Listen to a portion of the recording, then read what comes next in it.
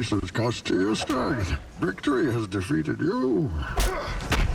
My fellow British countryman Tom Hardy never got his plaudits for Bane. There are some bars in there, and some of these bars you don't really understand until you get a little bit older and you forego the action sequences.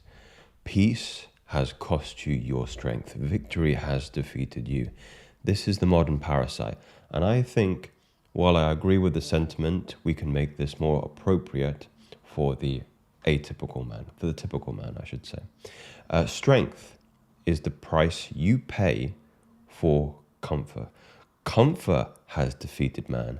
And this is my personal interpretation of this word. What is comfort? If we are going to start to disseminate and rip and tear apart this particular parasite, if we are going to extract it from our biology, what is the rationality in which we need to proceed? It is the notion that comfort at its foundation, at its behest, is an absence of real vision, an absence of real vision. Now, I do stress the word real in that particular idea.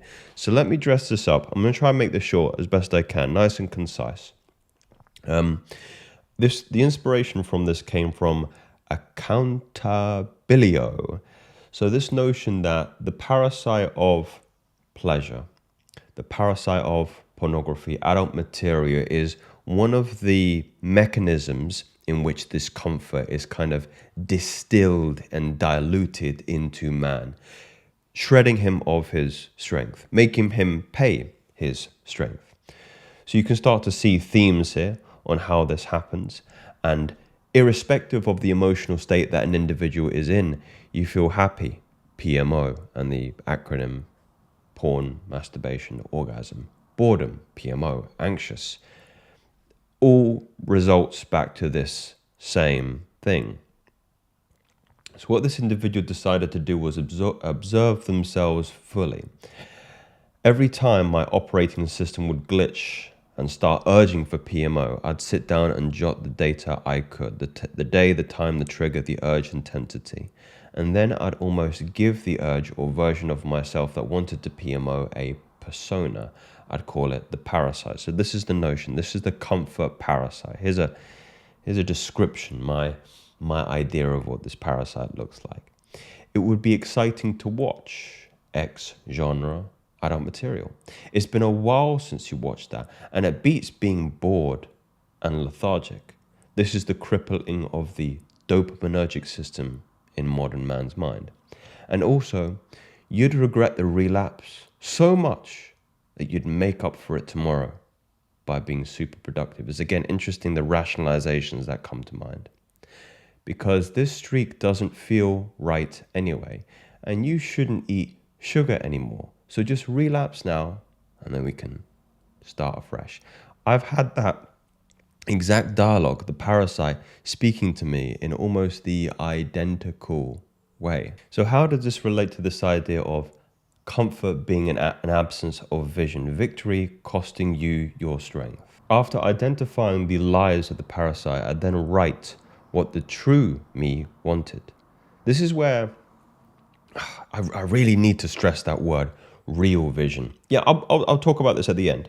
The true me acknowledges that eating sugar makes me lethargic and puts me in a vulnerable spot. But watching adult material and relapsing won't bring me anything good. It'll only bring more urges, more tiredness, more pain. It's better to get out, get some fresh air, have some fruit and water, and relax. Something like that. And essentially, what this process does is disrupt the urge by calling out the lies of the parasite, unwire and rewire my standard, X-urge, rationalization, relapse, next time will be better.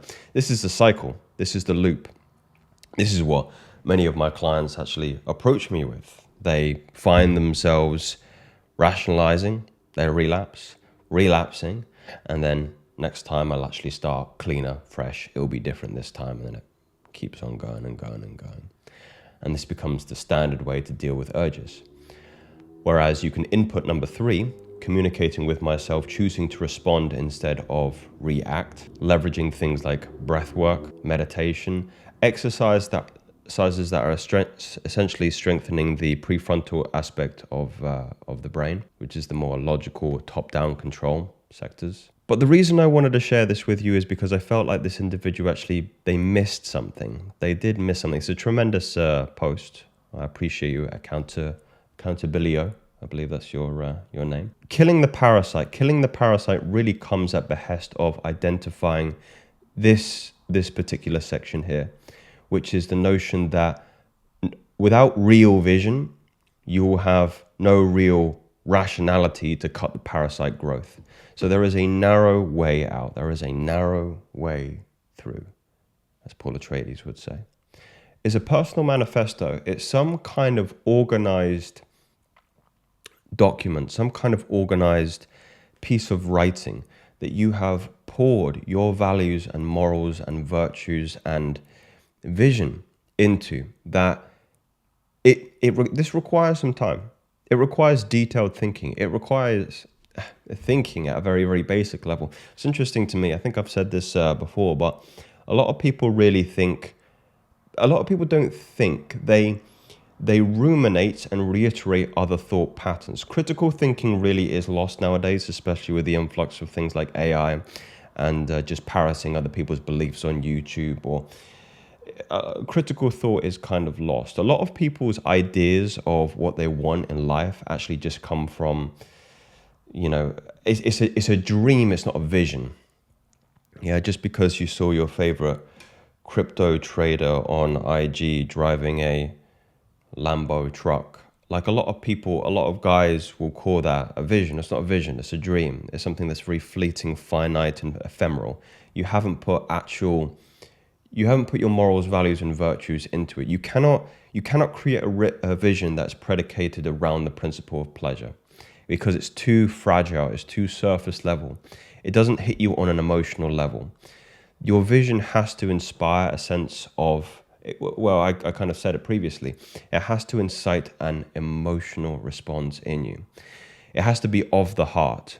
If it's solely of the head, it's too surface level, it's too shallow.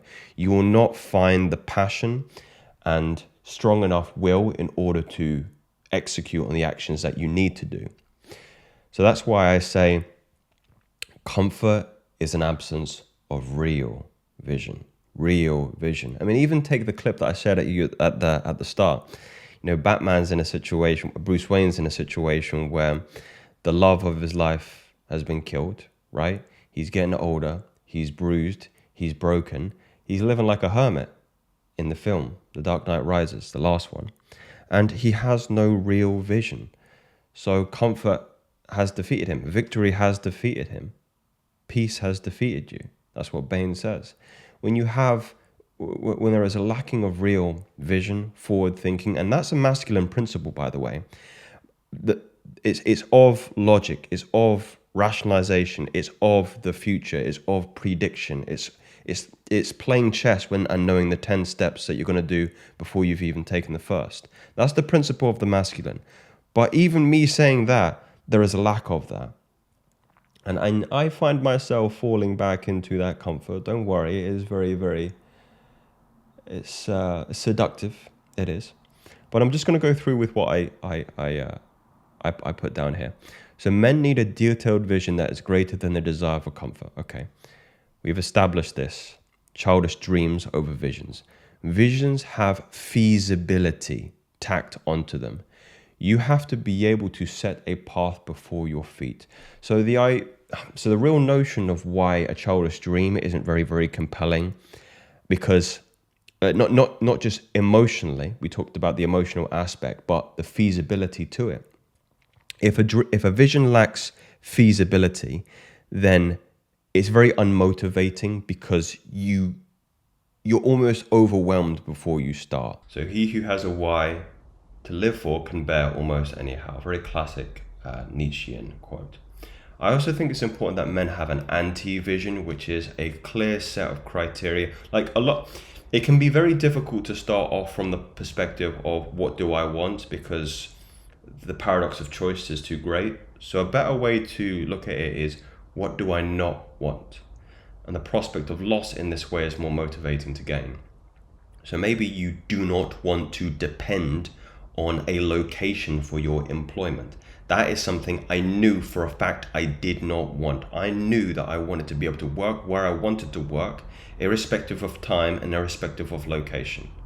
And that's actually happening now. You can start to see things are disappearing behind me as I am leaving some of the chains of my attachments to material possessions behind in lieu of a more flexible living and lifestyle. And I will not be returning to this country.